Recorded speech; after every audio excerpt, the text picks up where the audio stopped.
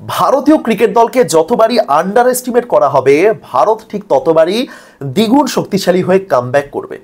সে 1983 হোক কিংবা 2024, আপনি চাইলেই ভারতীয় দলকে কমজোরি তকমা দিতে পারেন না। নিউজিল্যান্ডের সঙ্গে যখন ভারত হোয়াইট ওয়াশ হলো, তখন চারদিকে কত সমালোচনা, কত ট্রোল, সমর্থক থেকে শুরু করে হেটার্স, ক্রিটিক্স, প্রত্যেকে কিন্তু ভারতীয় দলের উপর, ভারতের টেস্ট দলের উপর আস্থা হারিয়েছিলেন।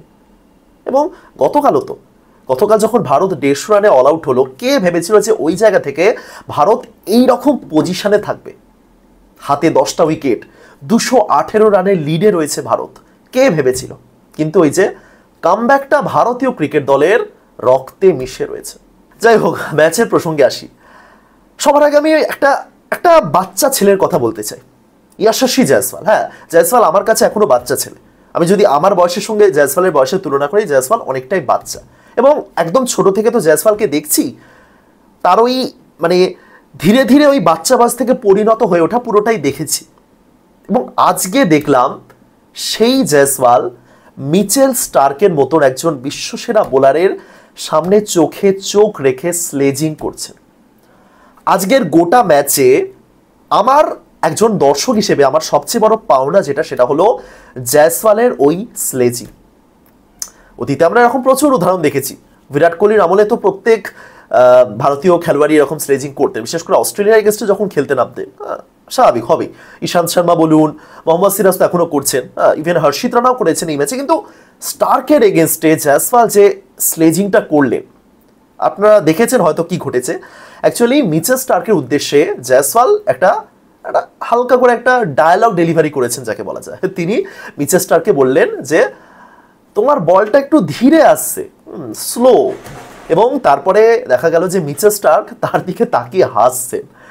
মানে স্টার্ক বিশ্বাস করতে পারছেন না, এবং স্টার্ক ভাবছেন যে কি জবাব দেবো, এ তো বাচ্চা ছেলে, এ আমাকে বলছে আমার এতগুলো বিশ্বকাপ রয়েছে।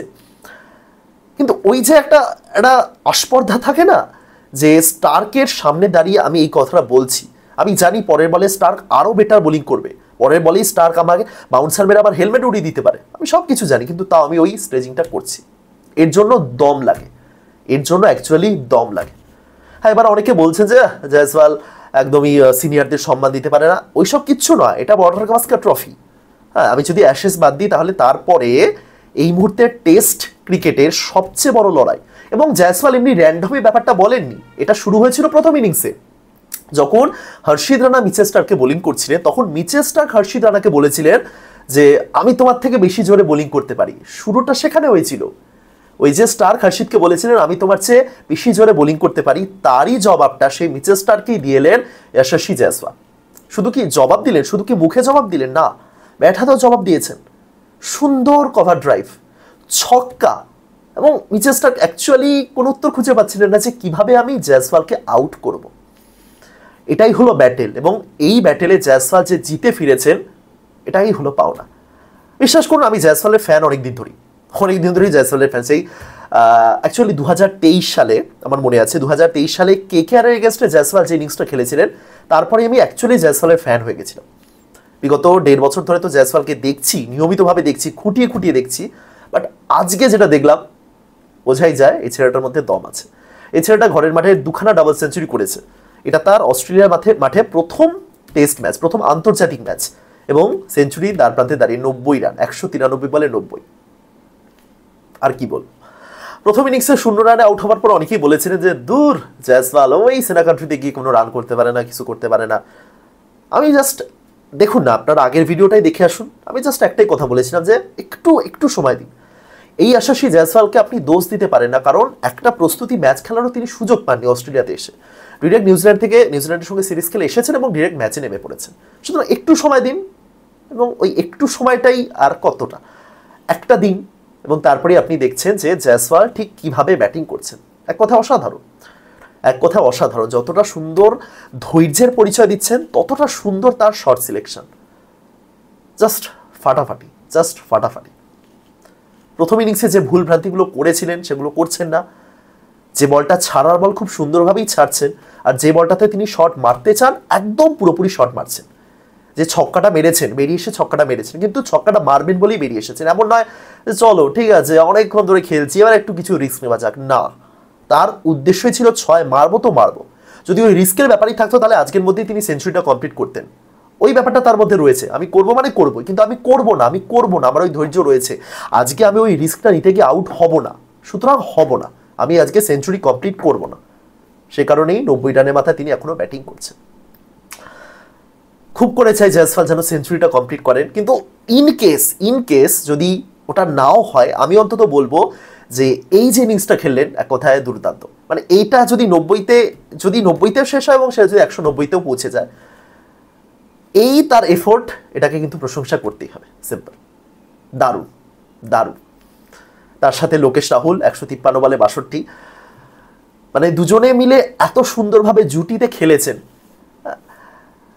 রাহুল সম্পর্কে বলার আগে আমি আরো একটা পয়েন্টের একটু আলোচনা করতে চাই, যেটা নিয়েও বিগত কয়েক সপ্তাহে প্রচুর আলোচনা হয়েছে, প্রচুর। ভারতীয় দল ক্রিজে পড়ে থেকে কোনো ইনিংস বাঁচাতে পারে না, এটাই নর্মালি বলা হচ্ছিল এবং খুব একটা ভুলও বলা হয়নি। এটা তো আমরা দেখেইছি, নিউজিল্যান্ডের সঙ্গে যেখানে আরেকটু ধৈর্য ধরে থাকলে ভারত একটা ম্যাচ জিততেও পারতো, সেটা হয়নি, পরপর উইকেট পড়ে গেল পরপর।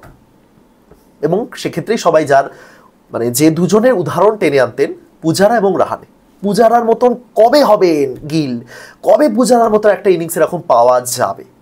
এবার তাহলে বলুন, আজকে 57 ওভারে 172 রান রেট 3.02, একজন খেললেন 193 বল আর একজন খেললেন 153 বল। এবার তো খুশি আপনারা, এবার তো ক্রিজে পড়ে থাকার মতন ইনিংস দেখতে পেয়েছেন, আশা করি খুশি হলেই হলো।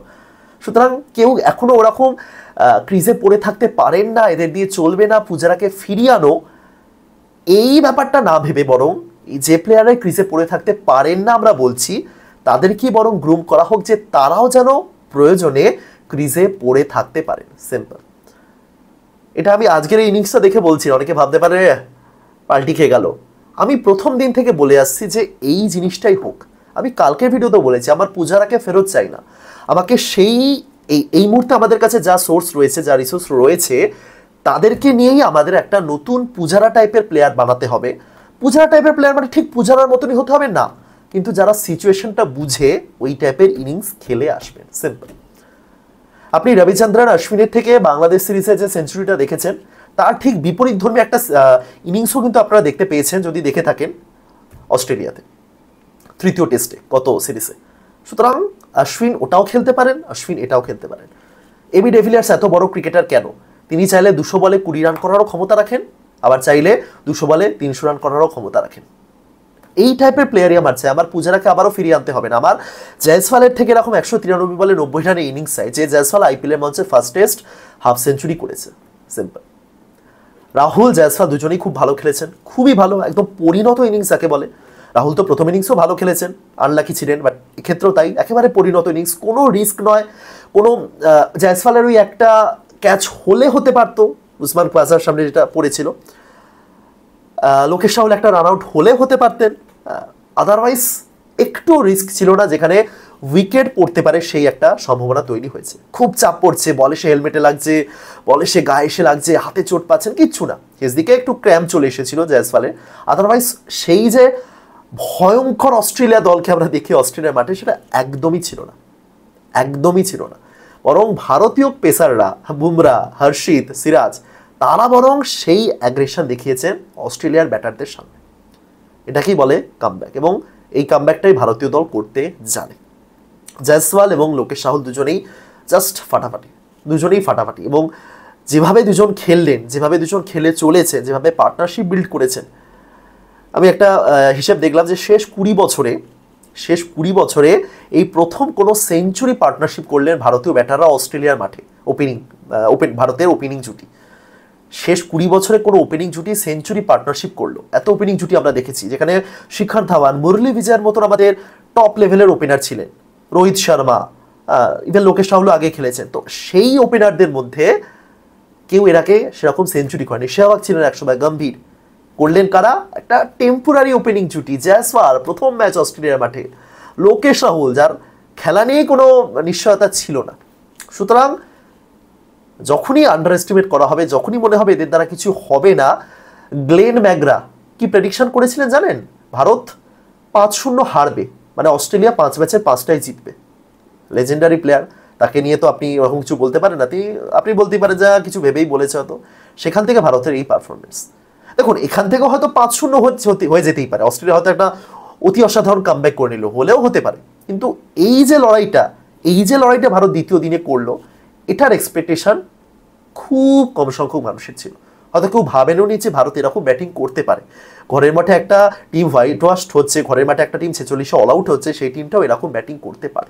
57 ওভারে একটা উইকেট তুলতে পারলেন না স্টার্ক, কামিন্স, হ্যাজেলউড, নাথান লিও। তাহলে কি মনে হচ্ছে কোন দিকে যেতে চলেছে? এবার অনেকে বলতে পারেন যে হঠাৎ করে পিচের কি হলো, কাল 17টা উইকেট, আজকে 3টে উইকেট, মানে একদম পুরো উল্টে গেল হিসেব। অনেকে বলছেন যে সেকেন্ড দিনে ম্যাচ শেষ হবে, তৃতীয় দিনে যাবেই না। এবং আমিও গতকাল বলেছি যে আইপিএল এর অকশন শুরু হওয়ার আগে ম্যাচ শেষ হচ্ছে, এবং এই মুহূর্তে দাঁড়িয়ে তো সেটা মনে হচ্ছে না। মানে এমন তো নয় যে ভারত একটু দয়া দেখিয়ে বলবে চলো ডিক্লেয়ার করে দিই, নাও এই 218 রান চেস করে দেখো, সেই দয়া তো ভারত করছে না। সুতরাং ম্যাচ চলবে এখনো। তাহলে কি বদলে গেলটা কি? আপনারা যদি পিচটা দেখে থাকেন, যে পিচে খেলা হচ্ছে, সেটা বারবার দেখানো হচ্ছিল আজকে। গতকালের যে পিচটা ছিল একদম গ্রিন টপ যাকে বলে, মানে পুরো ঘাস ভর্তি এবং সবুজ প্রায় পিচ। হ্যাঁ, মাঠের সাথে আলাদা করা যাচ্ছিল, মানে অস্ট্রেলিয়া তো এর চেয়েও গ্রিন টপ বানায় মাঝে মাঝে, বাট সেটা নয়, কিন্তু পিচে সবুজ ঘাস ছিল। আজকের যে পিচ সেটা দেখা গেল যে রোদে পুড়ে পুড়ে সেই সবুজ ভাবটা চলে গেছে, যে কারণে ওই একটা ব্রাউন ব্রাউন ভাব চলে এসেছে। অর্থাৎ পিচ সেই একদম তাজা পিচ আর নেই। এই পিচে অতিরিক্ত বল সুইং খাচ্ছে, যেমন গতকাল যেভাবে বোলিং করছিলেন হর্ষিত রানা বা বুমরা, যে অতিরিক্ত ডেভিয়েশনগুলো আসছে সেটা আজকে নেই। ইভেন আজকে এক্সপ্লেনও তো করলেন ওয়াসিম আকরাম হিন্দি কমেন্ট্রিতে রয়েছেন, আমি বেশ কিছু সময় শুনছিলাম, তিনি এক্সপ্লেনও করলেন যে এখান থেকে রিভার্স সুইং পাওয়া পসিবল নয়। সুতরাং পিচ কিন্তু ধীরে ধীরে ব্যাটিং ফ্রেন্ডলি হয়ে উঠছে। যেমনটা মনে হচ্ছিল যে চতুর্থ ইনিংসে অস্ট্রেলিয়া রান চেস করতে আসবে, যেটা ইম্পসিবল তাদের কাছে, সেই ব্যাপারটাও কিন্তু আপনি এখন বলতে পারেন না। এই জায়গা থেকে ভারতকে কিন্তু এখনো রান তুলতে হবে, তাহলে চতুর্থ ইনিংসে অস্ট্রেলিয়াকে সহজে হারানো যাবে টাইপের ব্যাপার আসবে। সুতরাং পিচ ব্যাটিংয়ের উপযোগী হয়ে উঠেছে, যে কারণেই তো মিচেল স্টার্ক এবং কে ছিলেন হ্যাজেলউড, তারা 100টা বল খেললেন ওই পার্টনারশিপে বাড়া থেকে, মানে 100টা বল ধরে তারা ব্যাটিং করলেন একই সঙ্গে। ব্যাটিংয়ের উপযুক্ত হচ্ছে পিচ, ঠিক আছে। সুতরাং পিচের কোয়ালিটি সেটাই বলে দিচ্ছে যে পিচে ব্যাটিংটা করা যাবে, এবং ঠিক সেভাবেই ব্যাটিং করেছেন তারা। আর দেখুন অস্ট্রেলিয়ার বোলিংয়ের কিছু নির্দিষ্ট প্যাটার্ন রয়েছে, যেটা আমি আগেও দেখেছি, এবং শুধু অস্ট্রেলিয়া বলে না, ম্যাক্সিমাম দলের যদি বাঁহাতি পেসার থাকে তাহলে এটা তারা করে থাকে। সেটা হলো একদিক থেকে মিচেল স্টার্ক, অপর দিক থেকে নাথান লিও।